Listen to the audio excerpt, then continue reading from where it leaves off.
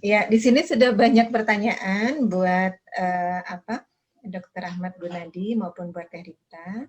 Ini pertama itu dari Ibu Desi Herawati. Apakah penderita autoimun boleh diberikan vaksinasi Sinovac dengan kondisi RA yang terkontrol, sudah tidak minum obat sekitar 6 bulan, termasuk obat steroid dan imunosupresan? Nah, ini diberikan ke Dr. Ahmad mungkin ya. Silahkan Dr. Ahmad.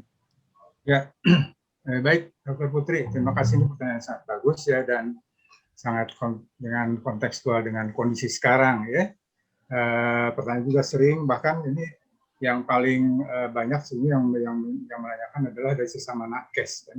Baik dokter, perawat ataupun orang-orang yang bekerja di rumah sakit, karena termasuk angkatan pertama bahkan menimbulkan keresahan. Karena memang adanya satu kesalahpahaman bahwa di dalam petunjuk teknis vaksinasi itu misalnya yang autoimun sistemik kan disebutkan sebagai belum layak gitu ya. Nah, belum layak ini kemudian akhirnya diartikan sebagai tidak boleh. Nah, ini yang mesti diluruskan ya. Jadi sebetulnya ya orang dengan autoimun atau dengan penyakit kronik apapun ya, termasuk lansia juga walaupun tidak ada penyakit itu jauh lebih membutuhkan vaksinasi ya, bukan hanya untuk SARS-CoV-2 ya, tapi juga untuk penyakit lain termasuk pneumonia misalnya ya, kemudian flu kan gitu. Nah, jadi jawabannya adalah itu justru dianjurkan, bukan tidak boleh. Ya. Apalagi memang syaratnya adalah bahwa stabil gitu. Jadi memang stabil itu artinya tidak sedang kambuh berat, tidak sedang menggunakan steroid di atas 20 mg, dan nanti kalau seandainya ini kebetulan memang tidak menggunakan obat itu bisa juga kenapa kok tidak menggunakan obat ya? Kalau yang betul rheumatoid arthritis karena memang obat-obatannya bukan hanya untuk mengendalikan nyeri dan radang. Sebenarnya nanti ada obat yang harus diteruskan untuk seperti kata saya sampaikan di situ adalah untuk mengendalikan proses perjalanan penyakit untuk nanti tidak terjadi proses autoimunitas karena rheumatoid arthritis bukan hanya mengenai ya. Jadi jawabannya adalah justru dibutuhkan vaksinasi, dan vaksinasi yang sekarang sebetulnya memang belum ada penelitian pada orang dengan autoimun, tetapi memang bisa nanti menunggu misalnya yang lain datang ya, karena memang ada kesempatan kalau bukan nakes, kecuali nakes, apalagi nakes kan risiko untuk terpajannya tinggi, maka dilakukan vaksinasi itu adalah lebih baik daripada tidak divaksinasi. Nah, tapi kalau yang sedang menggunakan methotrexate, tunda makan methotrexate-nya ya seminggu sebelum nanti terjadwal, dan nanti seminggu lagi setelah nanti kan setelah divaksin, karena methotrexate itu diberikannya kan 1 minggu 1 kali. Itu jawabannya. Terima kasih. Saya baru tahu dok, kirain nggak boleh dok, autoimun. Oke, berarti menjawab pertanyaan nih dok ya, alhamdulillah. Berikutnya ini juga sepertinya masih ada kaitan dengan vaksin. Apakah sebaiknya kita melakukan tes RA sebelum divaksin COVID untuk mengetahui keparahan? Ini untuk Teh Rita mungkin ya, atau Dokter Gunadi? Siapa? Ya, okay. Kalau untuk masyarakat jelas tidak perlu. Nah. Nanti juga tidak ada hubungan antara rheumatoid factors positif, apalagi kalau tadi seperti Dokter Rita, pada orang normal itu bisa ditemukan kan ya, dan betul itu. Pada penyakit-penyakit kronik bisa ditemukan, pada sebagian orang tua bahkan lebih meningkat ya positivitasnya dari rheumatoid itu. Nah, tapi kalau pada misalnya orang yang memang diragukan ini aktivitas penyakitnya, kalau pada dasarnya gini, rheumatoid arthritis atau autoimun itu nanti layak divaksinasi kalau dalam kondisi terkendali, itu aja ya. Jadi dan juga tidak sedang menggunakan dosis steroid di atas. Ada yang bilang di atas 20 mg, ada yang bilang di atas 10 mg. Jadi mau pakai misalnya, nah kalau misalnya dia sedang terjadwal dengan itu tadi, dengan terjadwal dengan methotrexate, tunda methotrexate-nya seminggu sebelumnya, nanti seminggu setelahnya. Itu. Jadi tidak perlu diperiksa rheumatoid factors, kecuali kalau memang ada tujuan, misalnya nanti ini dokternya ini lebih hati-hati, ini sebetulnya aktif tidak, tapi biasanya secara klinis begitu. Oke, terima kasih. Iya, terima kasih dokter. Berarti penundaan obat ya dok ya, bukan di stop vaksinnya berarti ya. Ya, betul. Oke, sebentar. Tapi khusus untuk methotrexate, yang lain tidak ya? Oh, kecuali Ya. khusus methotrexate ya dok Ya. ya, sebentar. Ini dari Lombok dok, alhamdulillah Ya. peserta kita ada yang dari Lombok juga nih, jauh-jauh juga nih. Izin mau bertanya, autoimun saya dermatomyositis sudah 1 tahun 2 bulan belakangan, sebagian jari tangan saya suka nyeri dan kadang membengkak. Di beberapa jari jadi agak miring bentuknya tapi tidak hangat dan merah.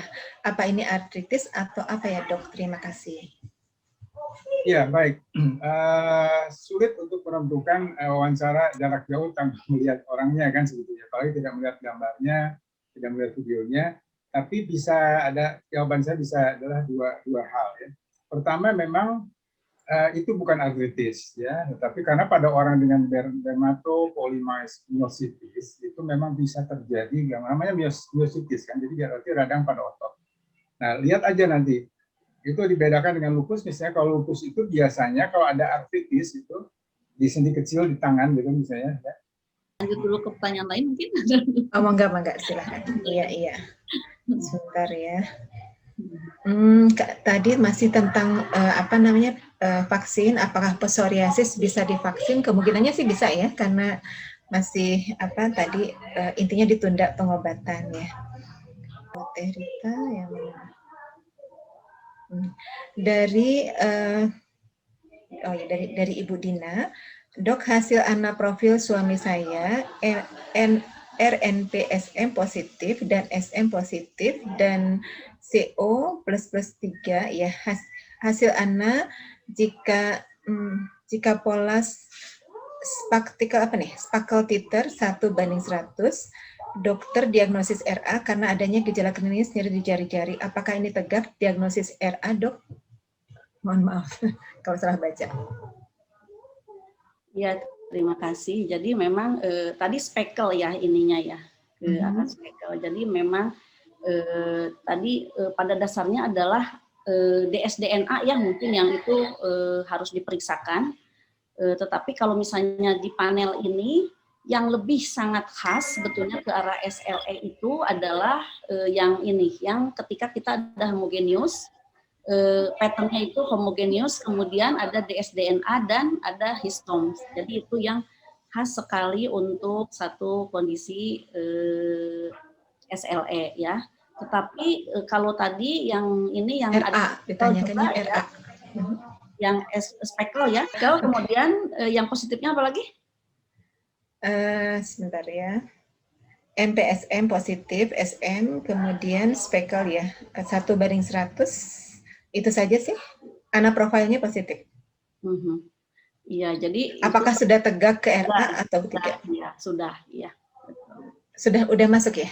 Iya, sudah. Oke, ya. Berikutnya ke Dr. Rita juga, saya autoimun RA mengkonsumsi obat-obat imunosupresan, steroid, kloroquine, sebaiknya cek lab yang rutin itu apa saja dan berapa kali dalam 6 bulan harus cek lab agar selalu terkontrol autoimunnya. Iya, mungkin nanti dibantu oleh Dr. Rahmat ya.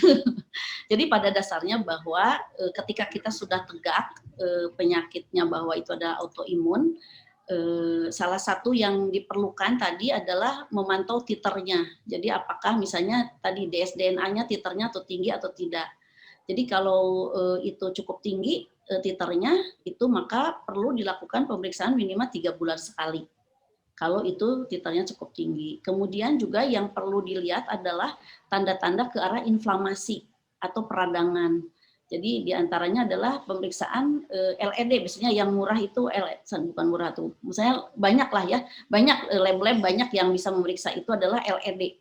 Biasanya LED ini kalau misalnya ada peningkatan LED dan pada umumnya juga pada naik-naik ya LED-nya, itu juga akan membantu untuk memantau LED-nya. Itu salah satu pemeriksaan LED ini salah satu pemeriksaan rutin untuk pasien-pasien yang autoimun.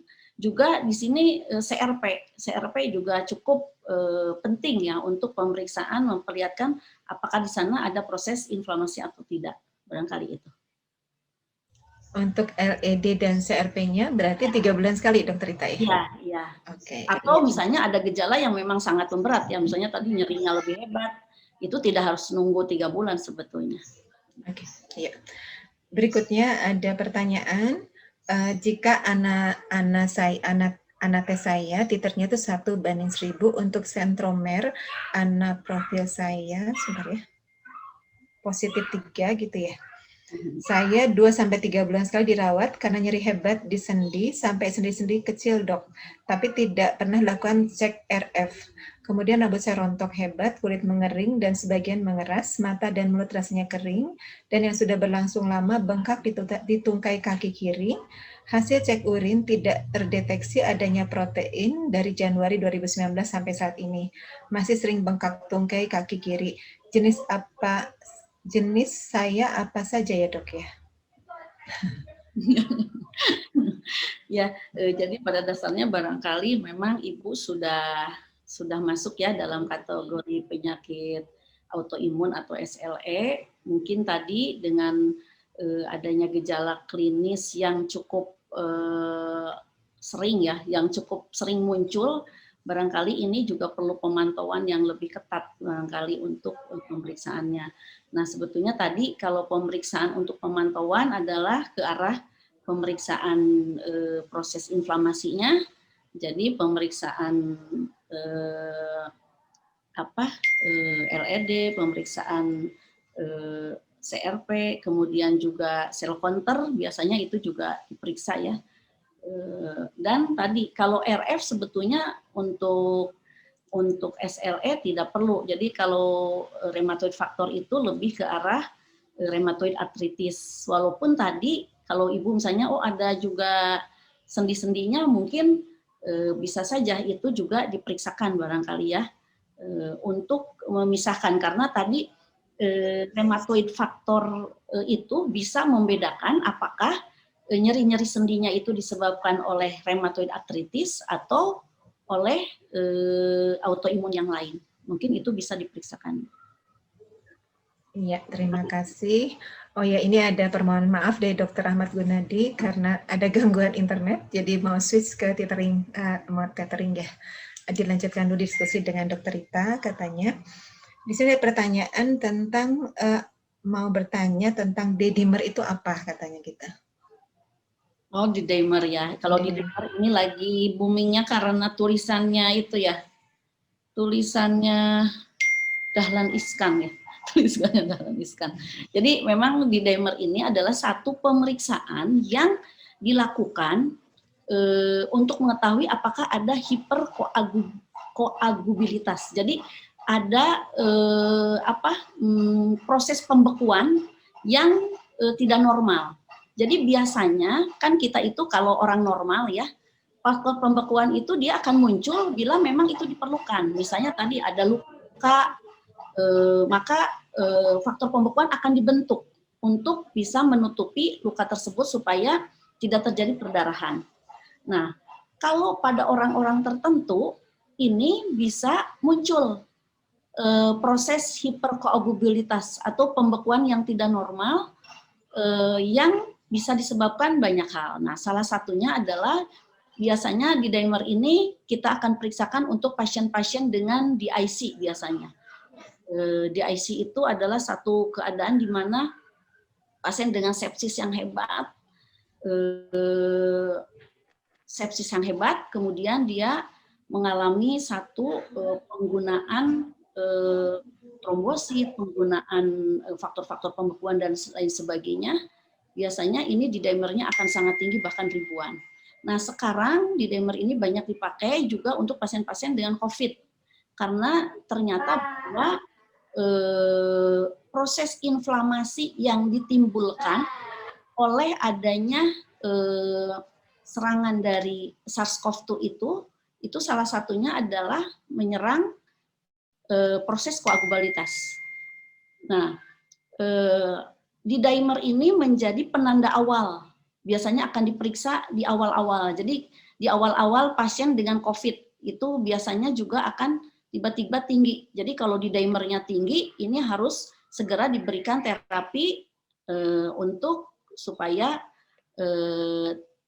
mukolitik ya, diberikan mukolitik. Jadi misalnya pemberian heparin dan lain sebagainya. Jadi supaya tidak terjadi pembekuan tadi.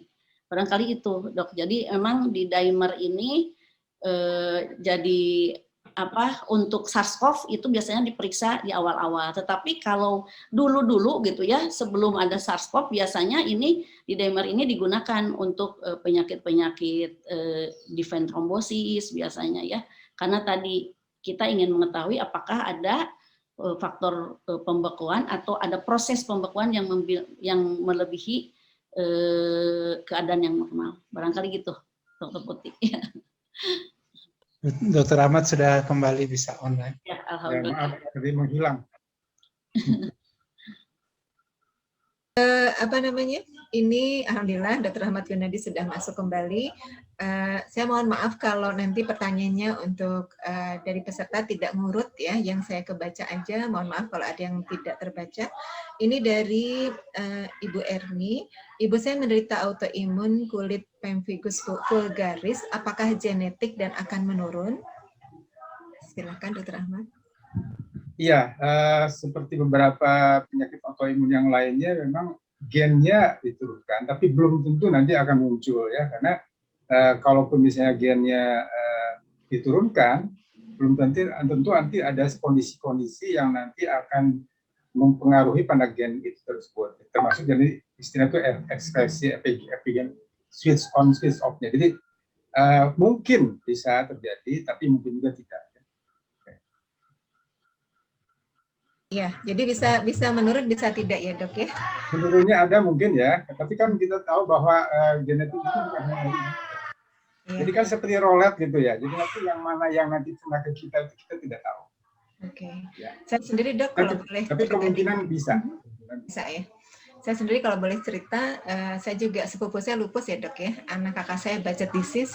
Tante saya Sjogren syndrome, anak teh saya juga positif. Jadi memang secara keluarga genetik itu sangat mungkin ya dok ya. Selain tadi infeksi dan sebagainya. Ya, family cluster namanya. Cluster, iya oke. Berikutnya pertanyaannya adalah dari Rita Putri ya, dok saya dari usia muda, ketika udara dingin atau hujan, kaki dan tangan saya persendiannya selalu sakit. Terkadang tangan atau kaki saya atau semua kanan dan kiri juga sakit. Saya didiagnosa RA. Apa yang harus saya lakukan untuk mengurangi sakit yang timbul dan juga pencegahannya? Terima kasih. Iya, jadi mengurangi sakit tentu saja kalau pada rheumatoid arthritis, harus dikendalikan penyakitnya. Jadi bukan hanya sekedar menggunakan obat-obat anti nyeri, karena obat anti nyeri ibaratnya dia hanya memadamkan api, tapi penyebab kebakarannya kita tidak apa-apakan. Nah, jadi nanti kalau yang betul diagnosisnya rheumatoid arthritis, lalu kemudian dokter nanti akan memberikan obat-obat nanti yang untuk pengendali perjalanan penyakit, termasuk salah satunya kalau untuk rheumatoid arthritis, obat artritis rheumatoid, obat terpilihnya yang utama adalah methotrexate. Umumnya di Indonesia bisa dikendalikan. Tetapi ada beberapa nanti yang memang sudah diberikan methotrexate dengan dosis yang paling optimal pun diberikan steroid dengan sudah optimal juga, karena di rheumatoid arthritis itu beda dengan lupus. Kalau lupus akan lebih lama pakai steroid dan juga akan lebih besar dosisnya. Untuk kasus-kasus pada artritis rheumatoid biasanya steroid itu digunakan sebagai jembatan nanti untuk mengurangi radangnya sampai terkendali, nanti sampai methotrexate itu bekerja, karena dari mulai diberikan methotrexate sampai dengan munculnya pengaruh methotrexate terhadap perjalanan penyakit itu bisa berlangsung antara 3 sampai 6 bulan kemudian, ya. Nah, kemudian yang sebenarnya mencegah, bagus, ini pertanyaan sangat bagus dan memang nanti kalau dibahas banyak ilmiah. Teman-teman di di divisi di penyakit jantung dan pembuluh darah itu mereka mengenal sekali ada pencegahan primer, ada pencegahan sekunder, ada pencegahan tersier. Ya. Nah, pencegahan primer itu kalau belum terjadi penyakit jantung, ya, kendalikan diabetesnya, kendalikan kolesterolnya, kendalikan hipertensi dan lain-lain. Nah, kalau pada rheumatoid arthritis, ya, ini sudah terjadi, ini berarti pencegahan sekunder, jadi tetap bisa dicegah. Nah, pencegahannya adalah ada hal yang nanti bisa membangkitkan kembali artritis reumatoidnya yang tadinya sudah terkendali. Nah, salah satunya tadi sudah saya sampaikan, jaga kesehatan mulut. Ya. Karena di mulut kita itu ada satu bakteri ya, yang sifatnya semi anaerob. Itu namanya tadi sudah saya sampaikan, itu Campylobacter porphyromonas gingivalis. Itu kita kalau yang muslim itu misalnya kita itu hampir diwajibkan bersiwak setiap kali berwudu. Ya. Jadi artinya itu Rasulullah itu sangat mementingkan sekali, bukan hanya untuk supaya tidak bau habang kan. Itu ternyata banyak sekali kuman-kuman yang kalau dia jalan-jalan ke tempat lain akan jadi masalah besar. Ya. Jadi salah satunya itu, kemudian juga tentu saja cukupkan vitamin D. Ya. Vitamin D yang paling baik tentu saja tidak dari makanan, ya maksudnya karena memang dari makanan tidak cukup. Allah tidak memberikan vitamin D itu vitamin yang khusus, Allah memberikannya lebih besar melalui kulit. Ya. Jadi nanti biasakan terpapar sinar matahari 30% pada waktu-waktu yang tidak usah terlalu tinggi ultravioletnya, antara jam 10 jam 2 itu memang tinggi ultravioletnya, akan meningkatkan vitamin D cepat, tetapi tentu saja nanti jangka panjang akan terjadi penuaan dini ya gitu, dan itu sangat tidak disukai oleh terutama oleh kaum wanita ya. Kemudian jadi antara jam 8 jam 9 itu sudah mulai ultraviolet B-nya itu moderate, jadi bisa situ betul. Misalnya salah satunya ya. Kemudian juga rokok misalnya pencegahannya itu. Karena rokok itu bisa terjadi adanya protein yang tadinya susunan molekul itu arginin ya. Tapi kemudian karena adanya paparan rokok, itu kemudian jadi citrulline. Nah, ini jadi asing, itu tadi seperti dijelaskan oleh Dr. Rita. Yang tadinya dia dikenali, oh ini sahabat saya, tapi kemudian jadi berubah mukanya ya. Misalnya Dr. Ahmad Gunadi hilang kumisnya terus pakai lipstik. Wah, ini ini jenis evakuasi, nah begitulah kira-kira ya. Jadi ada hal-hal yang nanti sebetulnya banyak ya, jadi beberapa pencegahan termasuk salah satunya adalah mengutamakan olahraga, gerak ya, karena misalnya otot yang digerakkan itu mengeluarkan myokin yang justru dia sitokin yang sifatnya anti-inflamatori ya. Jadi itu mungkin harus ada pembahasan sendiri bagaimana pencegahan pada artritis reumatoid, mungkin nanti kapan-kapan di awal-awal. Terima kasih. Ternyata banyak ya dok ya untuk bisa mengantisipasi penyakit autoimun. Ya. Mungkin berarti Kang Rizal ini ada sesi kedua bahasan autoimun. Iya, ada pertanyaan tentang ini apa kenaikan dari trombosit. Apakah ini juga menunjukkan autoimun? Ya, terima kasih. Silakan. Oh iya, terima kasih. Jadi tadi sebetulnya bahwa ketika kita menemukan ada satu pemeriksaan laboratorium harus dibarengi dulu dengan gejala klinis.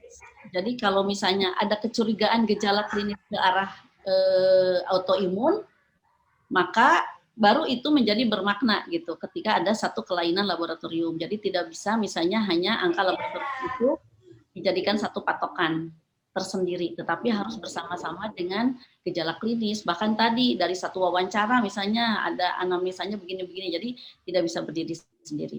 Tetapi kalau pertanyaannya hanya bahwa itu adalah ada satu peningkatan trombosit, itu juga perlu diwaspadai. Karena peningkatan trombosit ini menjadi satu warning buat kita, apakah ini mau mengarah kemana gitu. Nah, biasanya dari sini kita akan, biasanya punten mungkin kalau nanti datang ke dokter, itu biasanya apakah ada gejala-gejala yang lain yang akan mendukung ke arah satu gangguan yang disebabkan oleh trombosit yang tinggi. Trombosit yang tinggi juga merupakan salah satu yang berbahaya. Jadi tetap bahwa trombosit juga harus normal. Jadi trombosit itu tidak hanya turun yang berbahaya, tetapi meningkat juga berbahaya. Ini banyak juga kaitannya, misalnya salah satunya adalah kalau misalnya tidak ada gejala apa-apa, kita sebutnya adalah trombositemia esensial. Ini juga menjadi berbahaya karena juga akan bisa menyebabkan tadi gangguan-gangguan pada proses pembekuan. Dan banyak implikasi klinis nanti yang akan ditimbulkannya. Barangkali demikian. Ya, ini saya mau menyudahi, tapi masih ada satu orang yang ingin bertanya karena pertanyaannya belum dijawab. Dari Bunda Nurul, ke Dr. Rita juga, saya sudah 10 tahun kena RA, 1 tahun ini saya konsen dengan hasil SGPT saya di atas 60 sampai 100, tertinggi 300. USG hepar baik, sudah konsul. Sebetulnya hepar saya ada masalah apa dan di mana dan perlu pemeriksaan apa lagi? Mungkin itu dari Bunda Nurul. Sepertinya ke dokter. Katanya ke dokter Rita kan, atau dokter Gunanya juga boleh, silakan berdua, enggak silakan. Karena beliau RA-nya sudah 10 tahun, kemudian iya. Silakan berdua, silakan. Maka dokter Rita Latifah. Oh iya. Karena kalau yang tadi ya bahwa ketika kita menemukan ada gejala yang mendukung ya, bukan mendukung atau gejala lain dari yang bukan utamanya seperti tadi SGOT, SGPT, bisa saja bahwa itu adalah satu bagian dari satu keadaan yang mendukung, tetapi bisa juga satu penyakit yang berbeda. Barangkali itu yang mungkin perlu ada satu ini lagi pemeriksaan. Nah, bisa saja tadi pemeriksaannya bisa dari klinis, apakah ada keadaan-keadaan klinis yang lainnya. Nah, tetapi barangkali sebagai gambaran bahwa SGOT, SGPT yang tinggi itu adalah menunjukkan adanya gangguan hepar. Barangkali itu dulu yang perlu kita cermati. Gangguan hepar ini banyak penyebabnya. Bisa karena satu proses infeksi, bisa infeksi, misalnya ada hepatitis, ada apa gitu ya, atau misalnya ada gangguan yang lain seperti misalnya pada sirosis atau pada kalau sirosis apa ya, maksudnya ada pengecilan dari heparnya gitu ya. Nah, sehingga tadi kalau misalnya ada peningkatan ini perlu satu ini yang lebih ini lagi barangkali yang lebih mendalam lagi untuk keadaan ini. Nah, kalau misalnya tadi misal ini kita bicaranya tentang proses infeksi misalnya, karena beberapa infeksi, tapi saya juga tidak tahu ya Ibu ini ke arah mana ya, tetapi misalnya saya ambilkan contoh saja. Misalnya SGOT PT-nya itu disebabkan karena proses infeksi, infeksinya biasanya kaitannya dengan hepatitis, maka biasanya SGOT SGPT yang tinggi itu harus dibarengi dengan pemeriksaan ke arah mana, misalnya mencari apakah ada kaitannya dengan hepatitis A, hepatitis B, atau hepatitis C. Biasanya yang kronik itu jarang A, biasanya kalau ke arah B atau ke arah C, apakah ada atau tidak gitu ke sana. Itu perlu pemeriksaan. Kemudian bisa saja, oh ini gangguannya justru di heparnya bukan karena bukan karena infeksi, tetapi karena yang lain. Misalnya contohnya fatty liver misalnya, ada gangguan di heparnya, itu ada pemeriksaan yang lain lagi. Bisa juga itu pemeriksaannya adalah bentuknya USG, tidak hanya pemeriksaan laboratorium barangkali ininya. Bisa pemeriksaan gamma GT, alpha fetoprotein gitu. Jadi mungkin agak susah ya kalau kita ngobrolnya seperti ini barangkali di sini karena sangat luas untuk pemeriksaan ke arah hepar aja itu sangat luas. Tetapi mungkin kalau kaitannya dengan RA-nya mah enggak Dokter Rahmat yang lebih tahu. Ya, enggak di tambahannya Dokter Rahmat. Ya, baik, terima kasih. Saya rasa sudah dijelaskan dengan baik sekali cerita ya. Tapi yang memang mungkin terjadi pertama adalah memang kita tahu pembuluh darah kita di dalam badan kita itu kan sampai kira-kira 2,5 keliling bumi kan, sampai 100.000 kilometer. Nah, itu pada orang dengan rheumatoid arthritis itu, kan ada penyakit sistemik kan, terjadi juga gangguan pada hampir keseluruhan endotelnya. Kan?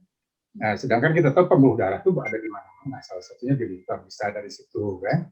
Keduanya ya, itu bisa juga adalah gangguan yang terjadi karena obat-obatan ya.